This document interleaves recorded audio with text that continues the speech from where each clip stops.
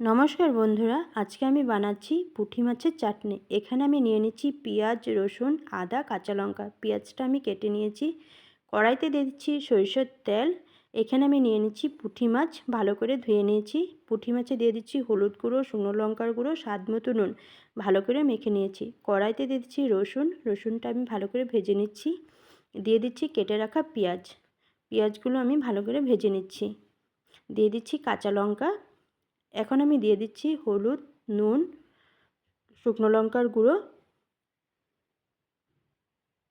মেখে রাখা পুঁটি মাছগুলো ভালো করে ভেজে নিচ্ছি। দিয়ে দিচ্ছি শুকনো লঙ্কার গুঁড়ো, দিয়ে দিচ্ছি সামান্য একটু আদা। পুঁটি মাছ ভাজা হয়ে গেছে, নামিয়ে নিচ্ছি। ভালো করে ঠান্ডা করে নিব। ঠান্ডা হয়ে গেছে, এখন আমি বেটে নিচ্ছি। বাটা হয়ে গেছে,